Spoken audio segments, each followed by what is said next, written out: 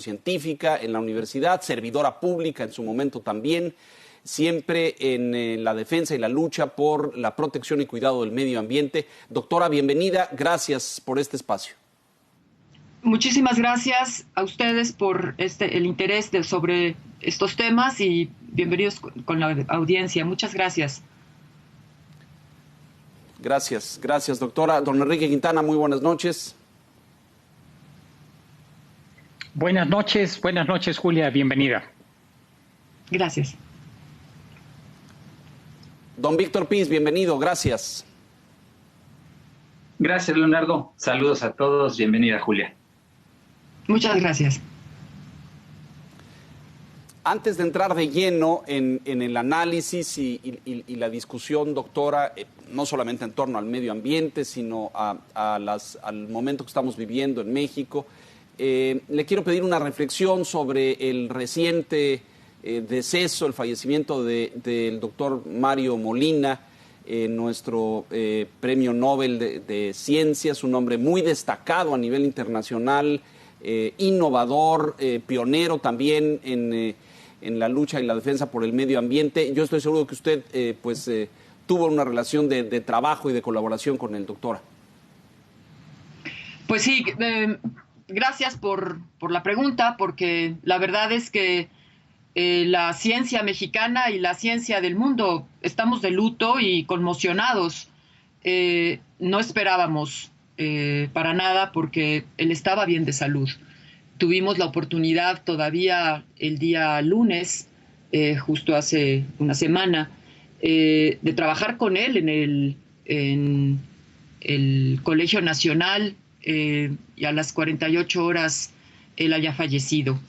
El doctor Molina es una persona que la vamos a recordar siempre, no solamente como el gran científico que fue, sino también como un humanista, como alguien que supo utilizar su conocimiento y todas sus distinciones, particularmente pues el premio Nobel de Química que recibió en 1995 para el bien público. Él, este premio Nobel se convirtió en la caja de resonancia de su voz, y esto permitió que, con la convicción que tenía a lo que se dedicó, a lo que dio la vida, porque priorizaba todo para el desarrollo de la ciencia, hace dos grandes aportaciones, digamos. La primera, un descubrimiento que junto con Rowland y con Crutzen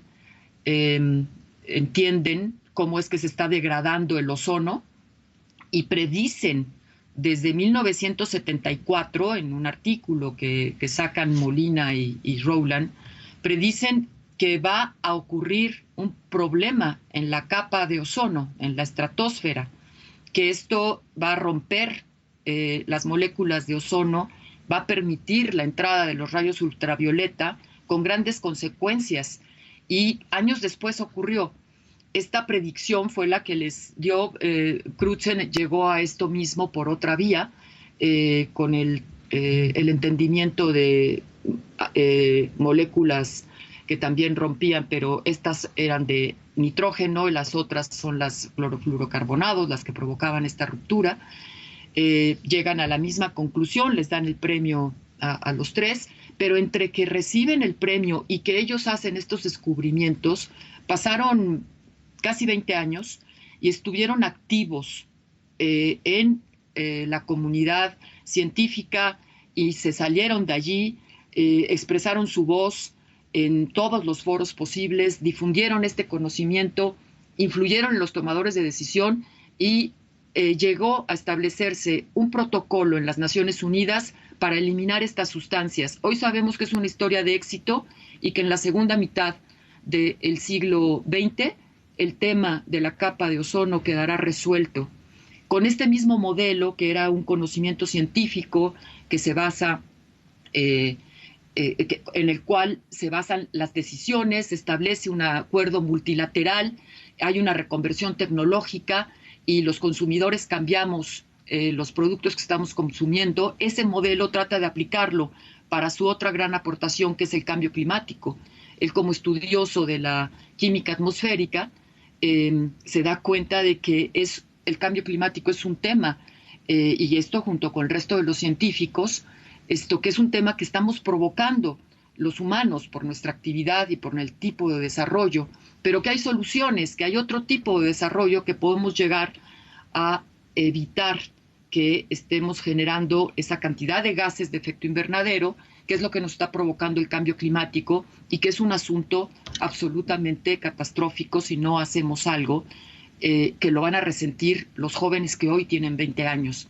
Cuando tengan 50, en el año 2050, podemos estar muy por encima de la temperatura en el cual puede darse una vida estable como hoy la conocemos. Podrá ser de otra manera, pero eso va a significar situaciones catastróficas. A eso se dedicó.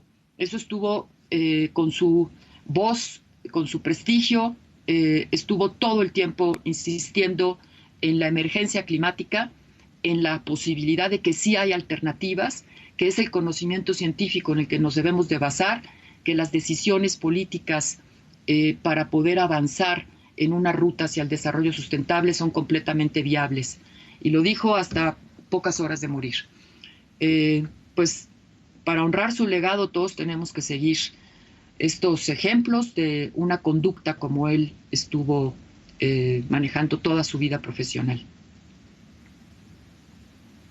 Claro, muchas gracias. Gracias, doctora. En esa línea y en esa línea de ideas y de reflexión, este año se han registrado temperaturas récord nuevamente en el planeta.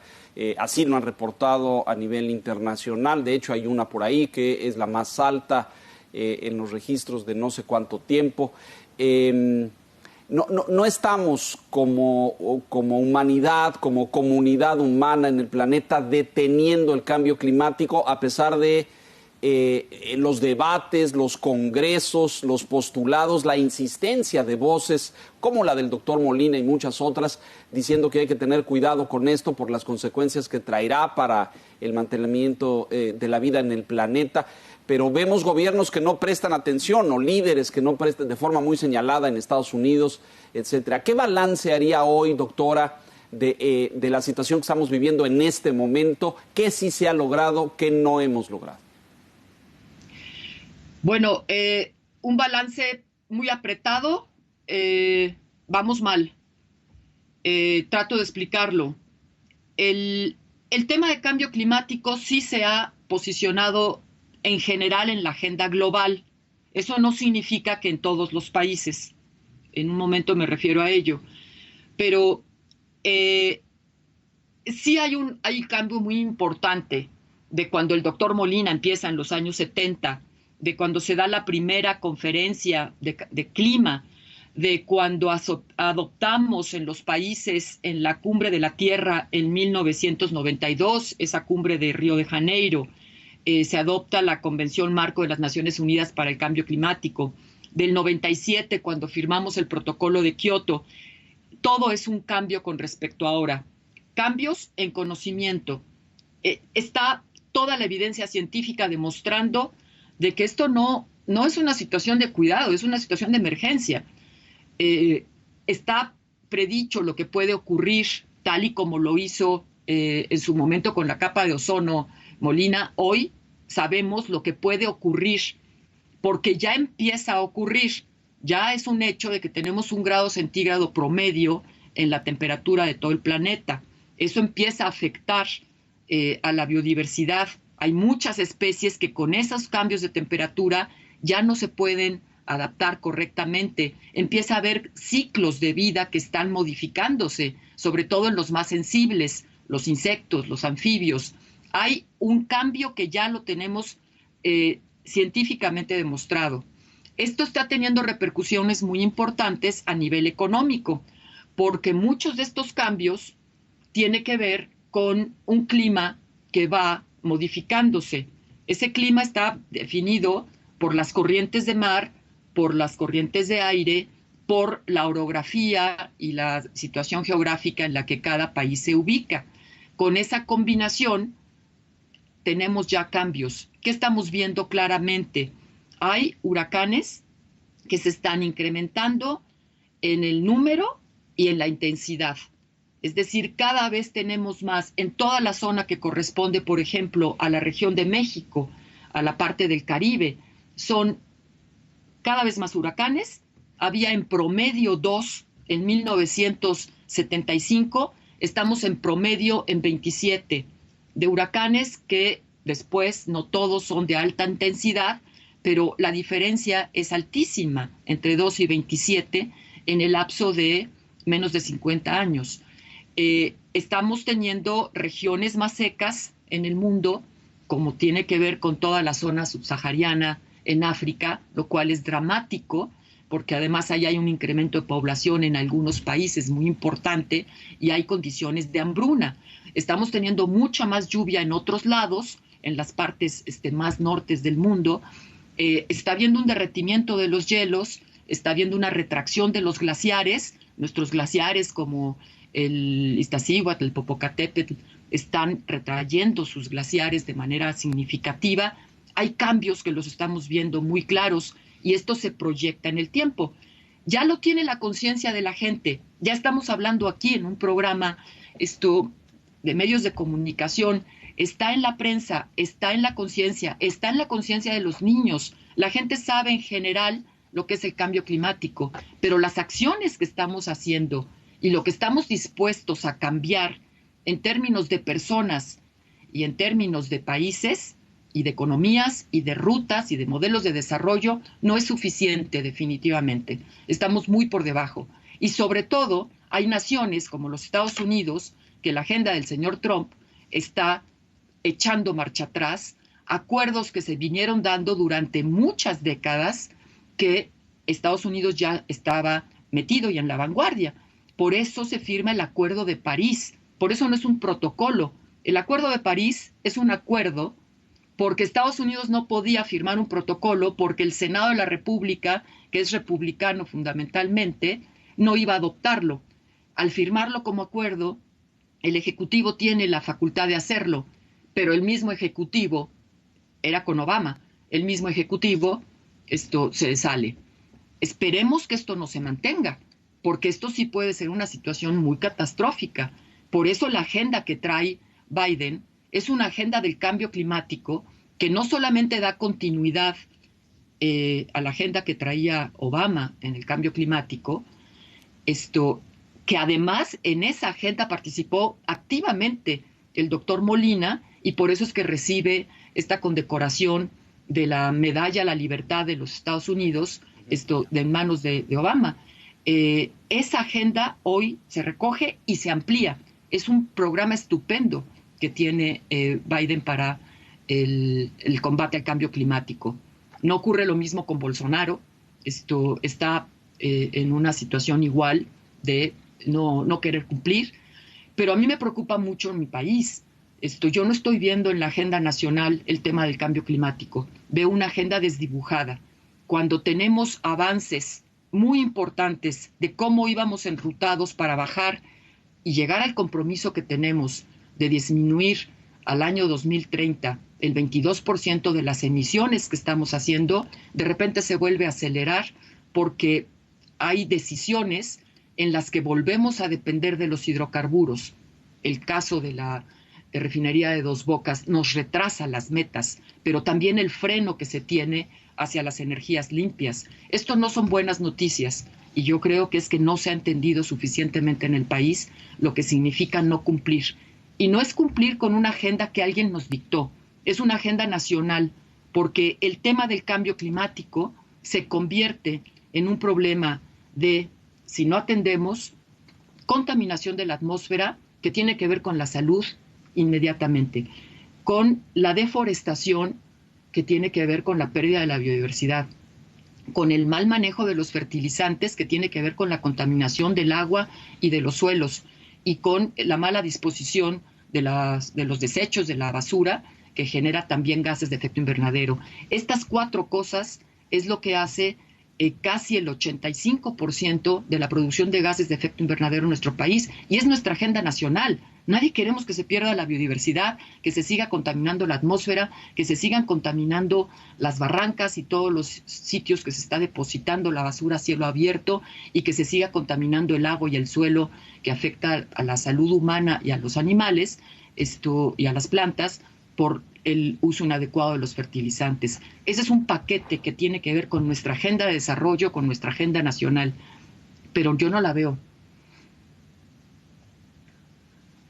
Ahora entramos directamente a los temas de México. Enrique Quintana, por favor. Julia, ¿cómo explicar esta dicotomía? Pareciera que entre la sociedad, la comunidad científica, empieza a haber este consenso respecto a la necesidad de actuar, de cambiar modelos de desarrollo para mitigar los efectos de este cambio.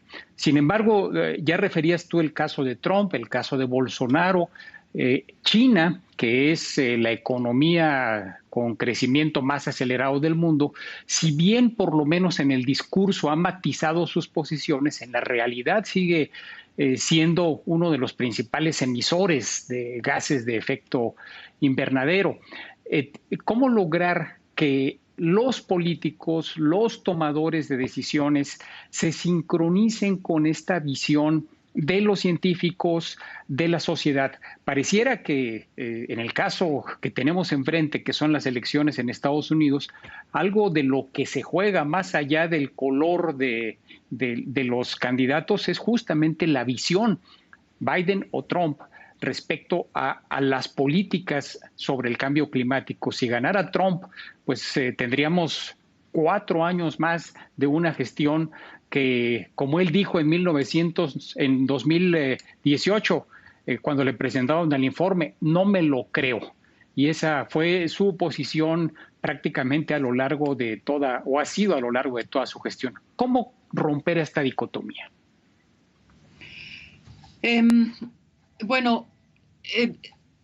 Quiero comentar primero el caso de China, porque resulta muy importante entenderlo plenamente.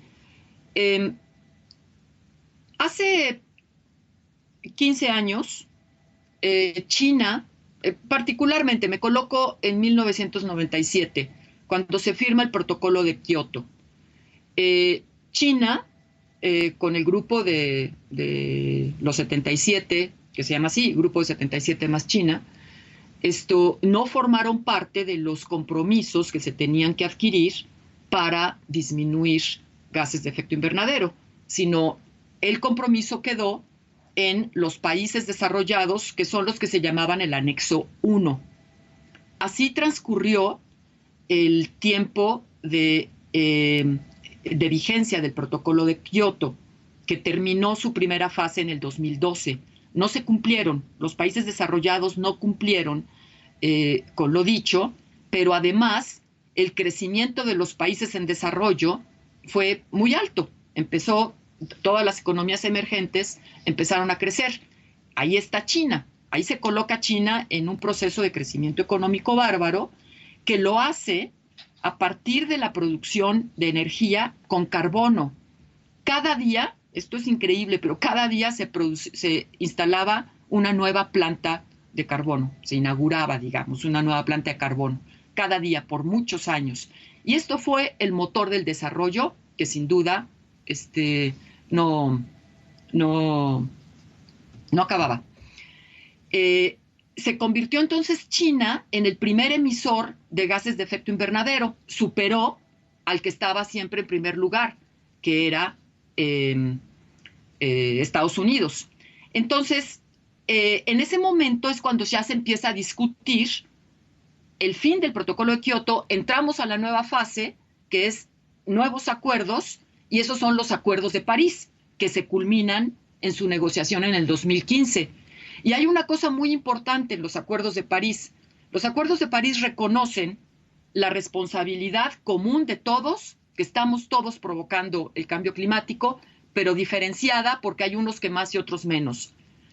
Pero también suma lo novedoso, porque esto que acabo de decir venía desde el protocolo de Kioto.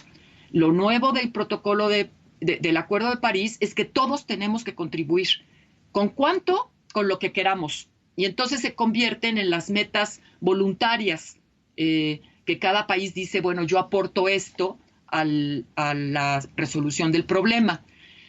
China entra con una cantidad muy importante de compromiso y empieza a cumplirlo. Entonces, China sí está más allá del discurso, está cerrando plantas de carbono, está entrándole durísimo con la energía limpia, y creo que vamos a tener allí un cambio muy sustantivo en poco tiempo, cosa que Trump no quiso hacer, aunque su industria en su país dijo, tú no querrás seguir en los acuerdos de París, pero los empresarios dijeron, nosotros sí nos seguimos, porque ya hicieron la reconversión tecnológica y ya colocaron sus temas de la agenda, y empezaron a trabajar en una dirección de disminución de emisiones. Eso es lo que estamos ahorita viviendo allí. Yo creo que lo que se va a expresar en el mundo por la parte de Estados Unidos es que independientemente Estados Unidos va a ir haciendo su cambio tecnológico. El problema es que si hay un dirigente que lo está deteniendo, pues eso no va rápido, al contrario, lo va a ir alentando. Por eso yo veo dramático, y no solamente por el tema del cambio climático, sino por el tema de todo el resto de la agenda, que un señor como Trump siga al frente de una nación como es Estados Unidos. Espero que el pueblo norteamericano haga un cambio. Pero esto también tiene que reflejarse en muchas otras naciones. Yo pienso que Europa está haciendo un esfuerzo muy grande en este proceso de la reapertura, de la pospandemia, para la reactivación de la economía. Están inyectando recursos con una visión de largo plazo en lo que la han llamado su acuerdo verde de largo plazo. Y yo creo que eso es un camino en que tenemos todos que entender y estudiar claramente, porque tampoco lo veo en México que en nuestra reactivación económica se esté pensando en el largo plazo. Muy importante esto que describe, doctora, vital, porque parece que estamos en una cuenta regresiva y uno lee todos los días en la prensa internacional diagnósticos, proyecciones, pronósticos de que las acciones deben ser urgentes o va a haber consecuencias irreversibles. Déjenos hacer una pausa aquí, vamos a mensajes rápidamente y regresamos con don Víctor Pisis, por favor.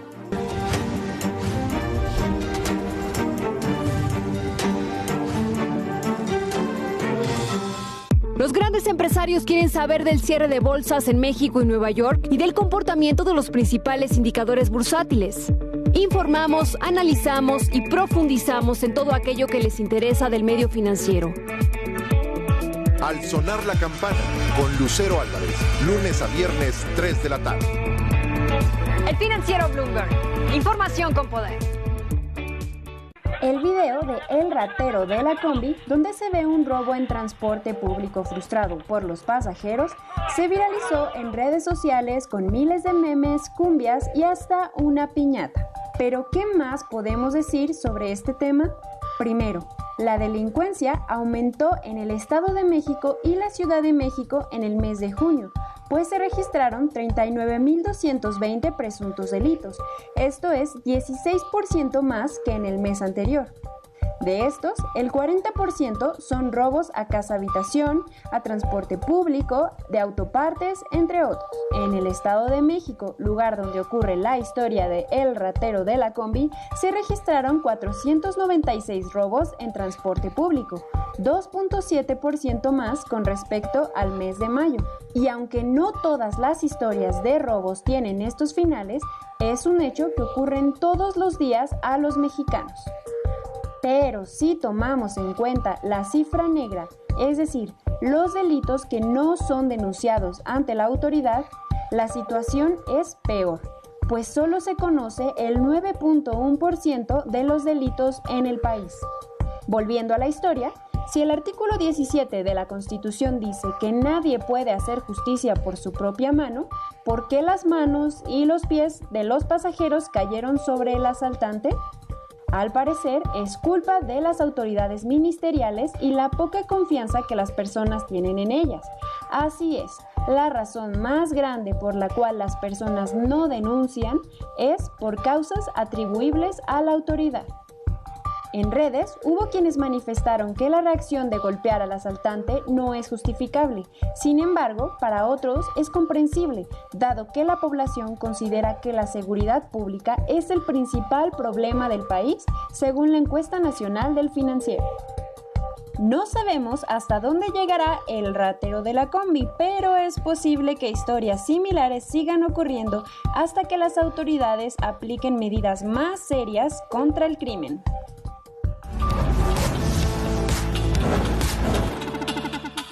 Informar con una visión social es lo más importante, lo que nos afecta, nos duele y nos conmueve.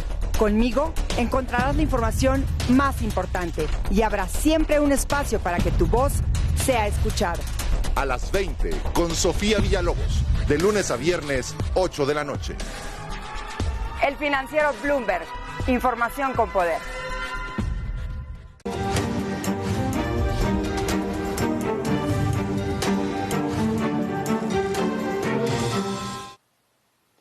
Estamos de regreso en la silla roja con la doctora Carabias. Muchas gracias. Don Víctor Pisa, adelante, por favor. Gracias, Leonardo. Doctora, decía hace un momento que ve una agenda desdibujada de cambio climático y que políticas como la construcción de una nueva refinería en Dos Bocas nos retrasa en las metas de energías limpias. Yo le quiero preguntar si es que también se han desdibujado instituciones ambientales en México y si esta erosión institucional en materia ambiental impide enfrentar los retos globales. Creo que es muy claro, ya lo mencionaba también antes, pues hay una verticalidad claramente política en México y esa verticalidad pues trasciende a distintos ámbitos y en materia energética no es la excepción y creo que es un reflejo, pero quiero preguntarle puntualmente sobre este riesgo de que se estén erosionando las instituciones ambientales en México. Sí, eso es una tremenda preocupación. La política ambiental en México se ha venido construyendo a lo largo de muchas décadas y con muchos problemas y con el esfuerzo de miles de personas, de la sociedad civil, de la academia, de las comunidades campesinas, han ido colocando los temas importantes para poder entender un buen manejo entre lo que es la naturaleza y el bienestar humano. La experiencia que se ha venido acumulando, yo colocaría en México fundamentalmente de los años 70 a la fecha, ha sido una experiencia que se fue traduciendo entonces en políticas públicas, y esas políticas públicas en instituciones y en leyes. Y así se fue creando un andamiaje que, sobre todo del 1990 a la fecha, se fue consolidando. Ejemplos como es la Comisión Nacional para el Conocimiento y Uso de la Biodiversidad, la CONABIO, como es la Semarnat en su momento, que se funda en el 1994, que después se convierte en Semarnat, el Instituto Nacional de Ecología y Cambio Climático, entre otros. Hay todo un proceso de construcción institucional que nos va reflejando los problemas de una realidad y la posibilidad de sus soluciones. En el año 2000, por ejemplo, al fin de la administración del presidente Zedillo, se logró constituir una comisión, que es la Comisión Nacional de Áreas Naturales Protegidas, que había sido desde Miguel Ángel de Quevedo una de las luchas y de las banderas, que se había caído en la agenda durante décadas y que volvemos a recuperar en los años finales de los 80 y 90, empiezan a decretarse más áreas naturales protegidas y se le empieza a dar vida a las áreas protegidas. Dejaron de ser de papel, empezaron a tener gente, infraestructura, presencia y a ir arreglando entonces los conflictos. Las áreas naturales protegidas es lo que conserva el patrimonio natural nacional. No podemos pensar que todo va a estar bajo uso, porque entonces se acaban procesos naturales. No es nada más de que todo puede ser utilizado por las actividades humanas. Tenemos que dejar espacios en donde la naturaleza continúe con sus procesos biológicos, físicos y químicos para que la evolución continúe. Somos una especie más, no tenemos ningún derecho de intervenir la evolución a nuestro gusto, porque hay muchos millones de especies de las cuales además somos absolutamente dependientes. Por eso se requieren espacios grandes de áreas naturales protegidas. Entonces se constituye una comisión, gente, especialistas, infraestructura y presupuesto. Y así vamos durante los años desde su constitución hasta la fecha, en la que empieza un descenso del presupuesto fiscal que le está alimentando la posibilidad de hacer estas instituciones sólidas. Llegó un pico en el 2015 y empezó a bajar, a bajar, a bajar. En el 2018 no se frenó. En el 2019 vuelve a recibir un recorte muy importante y en el 2020 2 recortes muy importantes. Está en la inanición las instituciones. La CONAM, la Comisión Nacional de Áreas Protegidas, ya no tiene dinero para salir al campo. Se ha quedado con lo que tenía de poder operar y mover a la gente a los sitios. Ya han tenido que cerrar oficinas, han tenido que dejar de utilizar los vehículos. La gente está en que no puede ir a los sitios. Y claro que empiezan los ilícitos. Por supuesto que estamos viendo un incremento de los ilícitos. Se ha despedido gente y como se dijo en el hashtag hace un par de meses en una campaña muy fuerte, plaza que se desocupa, plaza que ocupa el crimen organizado. Y estamos viendo cómo en los sitios remotos están habiendo ilícitos muy importantes, perdiendo nuestra biodiversidad y perdiendo el patrimonio de las comunidades campesinas e indígenas. La CONABIO, que es una institución de excelencia, la más importante en el mundo en materia de conocimiento de la biodiversidad, que tenemos el privilegio de tenerla en México, pues gracias a quien la ha dirigido siempre, y particularmente al doctor Sarucán, que ha construido una institución del más alto nivel científico, pero para la toma de decisiones, no para la publicación de los papers, para la toma de decisiones. Es el espacio de la interfaz en donde el conocimiento se traduce en políticas públicas, en donde el gobierno mexicano tiene la posibilidad de tomar decisiones en función de un conocimiento muy sustantivo. La CONABIO está al peligro de la extinción, no tiene recursos para operar, va al día y así no puede estar trabajando. Lo mismo ocurre entonces en todas las instituciones ambientales que se nos están desmantelando. Ha sido un proceso de construcción social de décadas, ha costado la vida de mucha gente y se está perdiendo. Eso es inconcebible, eso es inaceptable. México no puede erosionarse así. Doctora, yo tenía la percepción con estos indicadores, pero usted describe con extrema claridad la fotografía. Vamos en franco retroceso. Todo lo que habíamos avanzado en construcción de esta conciencia, de esta cultura, de políticas públicas de protección al medio ambiente, van francamente para atrás. Ha habido todo un debate en torno a la política energética de esta administración, en el sentido de volver a utilizar carbón para generar electricidad, que es altamente contaminante. Toda la estrategia de energías limpias, eólica, etcétera, prácticamente está desmantelada. ¿Cómo lo lee? ¿A qué se debe esto? Vivimos un gobierno y una administración que no le interesa la defensa y la protección del medio ambiente, a pesar de que usa el argumento en su discurso continuamente. ¿Cómo lo lee usted?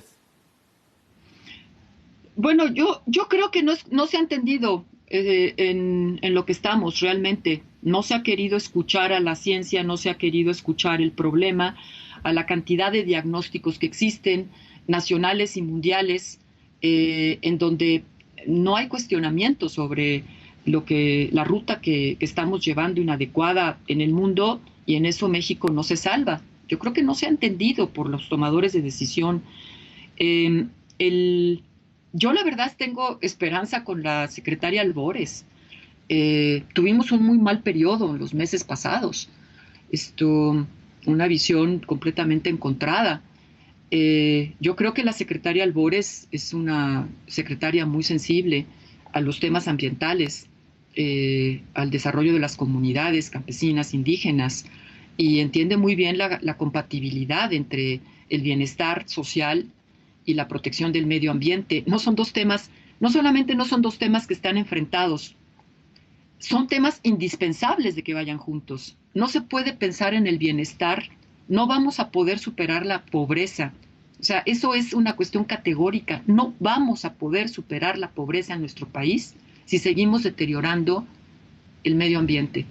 No puede superarse la pobreza de un sitio en donde están sus aguas contaminadas, sus suelos erosionados y sus bosques o selvas desaparecidas. No puede haber ninguna posibilidad de cambio de esa gente.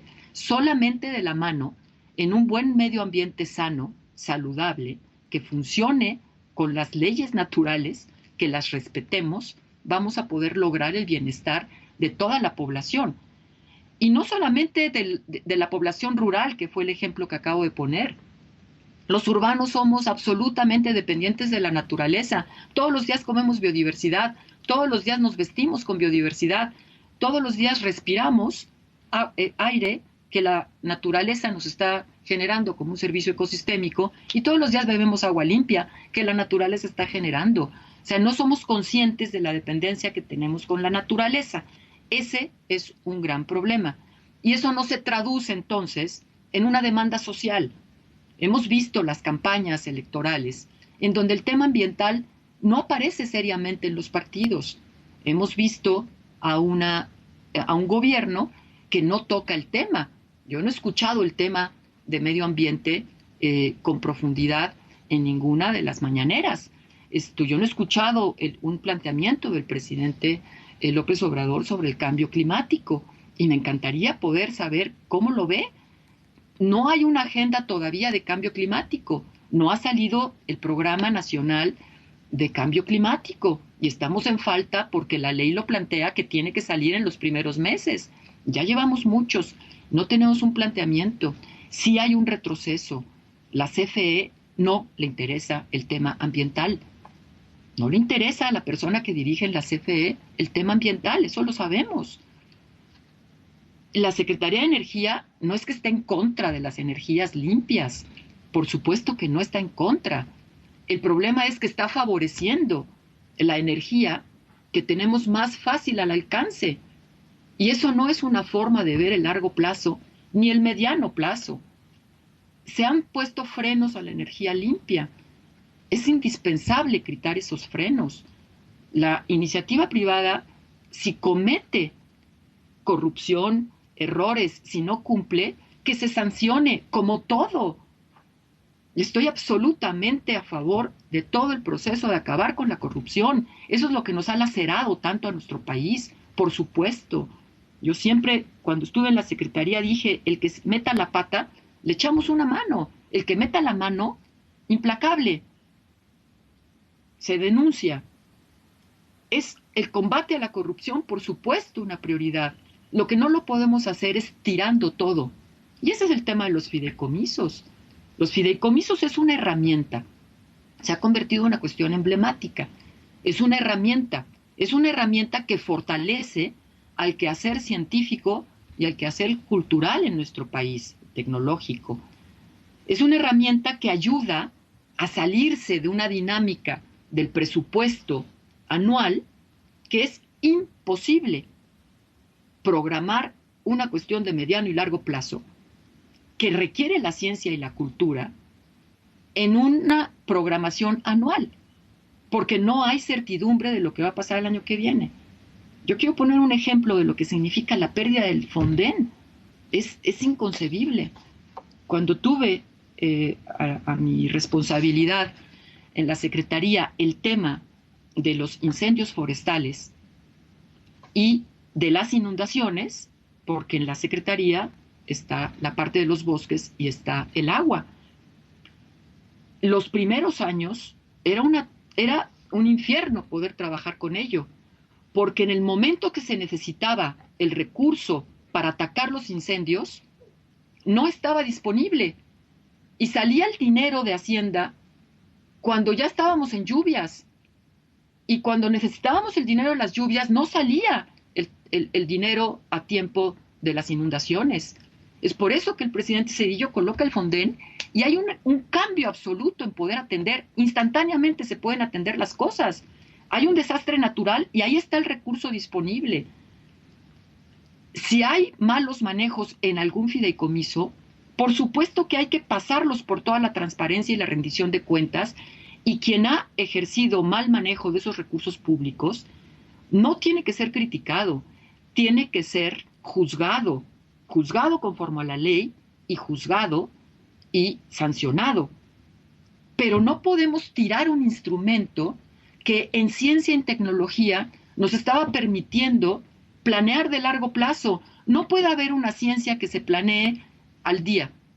No puede haber una cultura que se desarrolle pensando en el día. Y estos eran los instrumentos que permitían y daban oxígeno a que pudiéramos tener una consolidación de nuestra ciencia y nuestra cultura, que es un bien público. Parece que eso tampoco se entiende. La ciencia es un bien público. No podemos pensar en un país que se desarrolle, en un país que sea mejor su gente, si no hay ciencia o cultura. Vamos a estar dependientes del extranjero, vamos a estar desarrollando tecnología chafa porque no hay dinero. Entonces nos va a pasar lo que pasó en la época de la pérdida de los grandes cerebros. Por eso se fue Molina. Molina no pudo estar en México desarrollando en sus primeros años sus investigaciones porque no había desarrollo científico en México, no había cómo. Molina tiene que renunciar a la nacionalidad mexicana porque tuvo que hacerse norteamericano. Fue hasta que en el 98 se hace la reforma a la ley de nacionalidad y él es el primer ciudadano mexicano que adquiere la doble nacionalidad, se la entrega al presidente Zedillo y él viene a México. Están desarrollándose los fideicomisos, están desarrollándose la ciencia, están desarrollándose las instituciones y entonces se encuentra la posibilidad de empujar y de crecer, y crecieron muchísimas cosas en torno a ese trabajo de una persona como él. Como él, centenas de mexicanos que han dedicado su vida a la ciencia y que han colocado en este país en un nivel científico muy alto, pero no lo podemos hacer sin recursos económicos. No son suficientes y los instrumentos con los que se contaba han sido desmantelados. Eso es gravísimo. Yo espero que el Senado de la República reconsidere esta situación. Es un tema de corto, mediano y sobre todo largo plazo para nuestro país. No nos podemos quedar sin una ciencia sólida y una cultura sólida. Mucho me temo, doctora, a juzgar por los hechos recientes, no solamente en el Congreso con los fideicomisos, sino las declaraciones del presidente, que equipara o iguala los fideicomisos a corrupción, usted ya lo abordó, que hay mucha gente en el gobierno que no piensa de la misma forma y que no tiene el mismo respeto por esta planeación a mediano y largo plazo en ciencia y cultura. Enrique Quintana, por favor. Julia, a partir de domingo 18 de hoy y hasta el próximo sábado, coordinas dentro del Colegio Nacional una serie de eventos. ¿Cuál desarrollo para un planeta saludable? Pareciera el intento justamente de poner en la agenda pública, con una constelación de pensadores y de enfoques, el tema del modelo de desarrollo y de qué país queremos en el mediano y largo plazo. ¿Cuál es el propósito de esta jornada, de estos eventos? Pues muchas gracias por la pregunta. Estamos justamente en el encuentro ya. En la mañana del domingo arrancó y continúa toda la semana hasta el día sábado. Cuando formulamos este encuentro, el encuentro del Colegio Nacional, cuyo lema es Libertad por el Saber, es el evento más importante que el colegio organiza. Todo el tiempo estamos organizando conferencias para la difusión de la cultura y de la ciencia para el pueblo, para el público amplio, para que toda la gente tenga oportunidad. Y han sido tremendamente exitosas. Ahorita que llevamos la época de pandemia, ha habido más de 160 ya conferencias que se han dado en este tiempo, y el promedio de visita de estas conferencias es espectacular. En el momento entran como unas 2,000 personas, pero después a los 2-3 días ya tenemos mínimo unas 10,000 personas que han visto estas conferencias. Esto está teniendo, yo creo, un impacto muy positivo en que la gente pueda entender con una visión más universal, más amplia, y tener un mayor conocimiento para su vida y para la toma de decisiones. En ese sentido es que este año 2020 es un año en que era muy emblemático, lo es, pero cuando lo planeamos en el mes de febrero, es el año en el que se conmemoran 75 años de la Asamblea de las Naciones Unidas, y esta asamblea que ocurrió en septiembre, pues era el momento de la conmemoración. Justo antes una cumbre de presidentes para el tema de biodiversidad y justo después para el tema de cambio climático. Entonces, los jefes de Estado iban a estar con los temas centrales de cambio climático, biodiversidad y de la Agenda 2030 para el desarrollo sostenible y los 17 objetivos. Era un año muy importante para reflexionar sobre ello. Así es como lo planeamos. La pandemia hizo que varios de estos eventos se cancelaran y se fueran al año que viene en las Naciones Unidas. Se mantuvo la Asamblea General y es un momento de reflexión muy importante, porque a la crisis económica, a la crisis social, a la crisis ambiental, se suma la crisis sanitaria y nos coloca y nos hace visible en dónde estamos parados y para dónde debemos de ir. Por eso, el lema del encuentro, ¿cuál desarrollo? Está cuestionando los modelos de desarrollo, pero para un planeta saludable quiere decir que hay que pensar en la naturaleza y hay que pensar en la humanidad, porque no se puede tener una vida saludable si no tenemos una naturaleza saludable. Eso es lo que vamos a discutir a lo largo de 10 mesas, de la crisis global, el multilateralismo, la salud, la alimentación, las políticas públicas, la ciencia que sustenta este desarrollo sostenible, pero también la literatura, los instrumentos jurídicos, la historia, y vamos a acabar con la voz de los jóvenes, en la que van a presentar el día sábado en la tarde cuál es la agenda juvenil para el 2030, porque nos queda solamente una década para salvar el planeta. Así lo han planteado y va a haber un foro muy amplio con jóvenes para poder escuchar esta agenda que ellos tienen. Creo que va a ser muy importante, es un foro muy plural, vamos a escuchar todos los puntos de vista, vamos a debatirlos y de eso se trata, que el Colegio Nacional pueda aportar el mejor conocimiento posible, en donde se estén dando los debates, se hagan los diagnósticos y se den también las soluciones. Este punto, doctora, 10 años para salvar el planeta, explicarlo muy brevemente al público, 10 años para que el daño sea irreversible, ¿es correcto? ¿Lo entiendo bien? Tenemos 10 años para cambiar antes de llegar a situaciones catastróficas. No podemos estar pasándonos de los 2 grados centígrados de temperatura de aumento y ojalá hay mucho menos. Tenemos que revertir la curva de extinción de especies. Tenemos que detener el problema de la contaminación aérea, de los ríos, de los mares, de las aguas.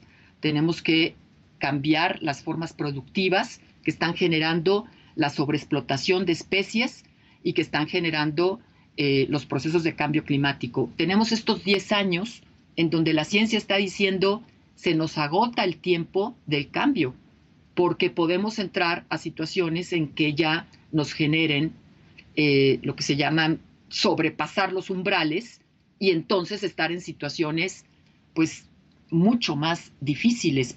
No se va a extinguir la vida, no se va a acabar el planeta, va a seguir, pero no como ahora. Y los costos que vamos a tener como humanidad para sobrevivir en condiciones tan distintas a las que evolucionamos, pues va a ser algo que ni siquiera nos podemos imaginar. Si ya tenemos problemas como los que tenemos con estos pequeños indicios del cambio climático, cuando esto sea el doble, a ver cómo se puede manejar. Yo no lo puedo imaginar. Claro. Por eso hay que prevenir. Víctor, por favor. Sí, un poco en línea con lo anterior, hablando de reflexiones y frente al reto de salvar el planeta en 10 años. Doctora, ¿cómo acelerar la revolución sostenible justo en medio de esta pandemia, ¿no? Que creo que la pandemia ha arrojado luces y sombras. Por una parte, leía un reporte reciente de la Agencia Internacional de Energía en donde estima que en este año van a reducirse en 10% las emisiones de carbono en Estados Unidos porque hay menor consumo de combustibles fósiles, pero por otro lado también estamos produciendo mucha basura, estamos consumiendo otra vez bolsas, materiales que no son biodegradables. ¿Cómo acelerar la revolución sostenible en esta pandemia? ¿Cuál puede ser la contribución de los ciudadanos, de los gobiernos, de las empresas? Sí, por un lado, el virus nos detuvo, lo que nunca hubiéramos pensado que algo podía detener al mundo y en las economías y a la sociedad. Un organismo no vivo nos arrodilló.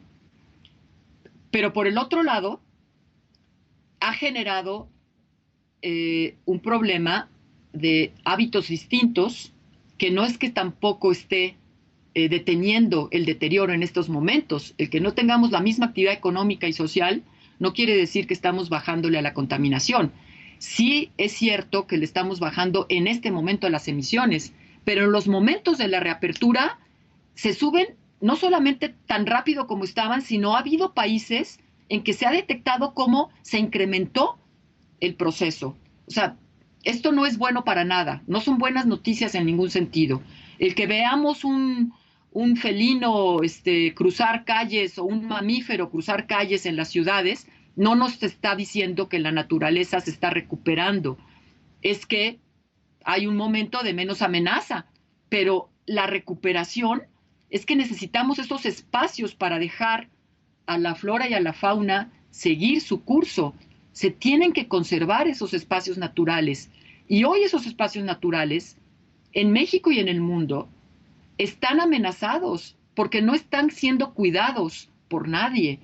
Y entonces empieza a haber estos ilícitos a los que me refería.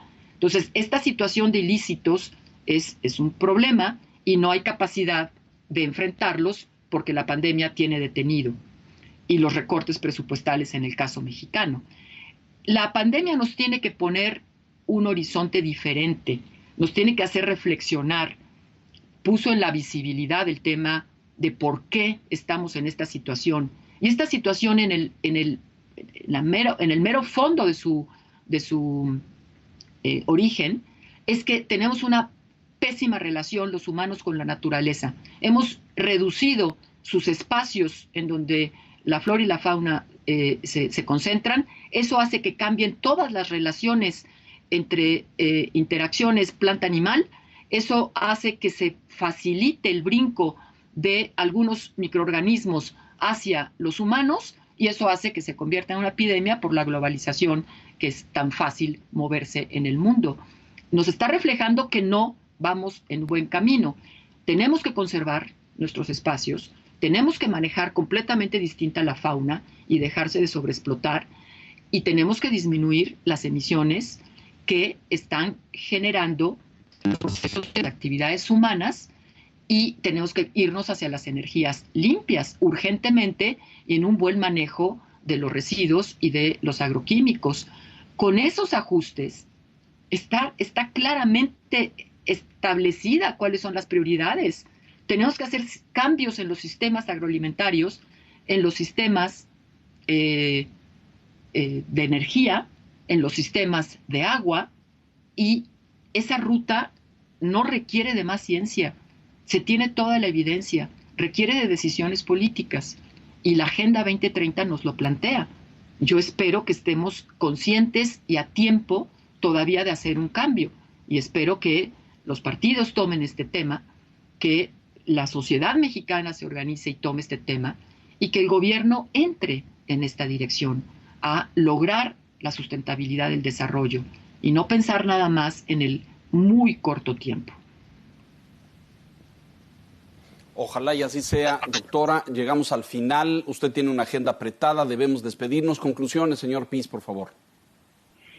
Sí, gracias. Pues agradecer a la doctora Julia Carayas que nos haya acompañado esta noche. Creo que nos ofrece un panorama muy claro de los retos globales en materia ambiental y también de los retos que tiene México. Ojalá que las cosas vayan cambiando. Doctora, gracias.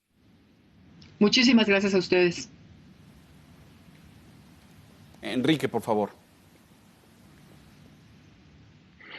A veces, Julia, se dice que hay dilemas entre lo urgente y lo importante. Y el cambio climático, el medio ambiente, a veces se pone dentro de lo importante, pero no de lo urgente. Gracias por hacernos entender un poco más que este no es el caso en materia ambiental. Lo urgente, lo importante aquí están coincidiendo. Ojalá se tomen las decisiones sobre esta percepción de que no tenemos ya más tiempo. Gracias, doctora Carabias. Gracias. Estamos en emergencia climática. Julia, muchísimas gracias. Doctora Carabias, muy agradecidos por esta transparencia, esta claridad. No hay duda del momento crítico en el que nos encontramos. Gracias por esta perspectiva de una década para tomar decisiones. Yo comparto su preocupación por lo que veo en México. Ya no nos dio tiempo para pedirle su postura sobre el Tren Maya, porque ha habido muchos grupos ambientalistas que han señalado pues daño y perjuicio a esa zona, pero esperemos tener una nueva oportunidad en el futuro. Gracias, doctora, y hasta muy pronto.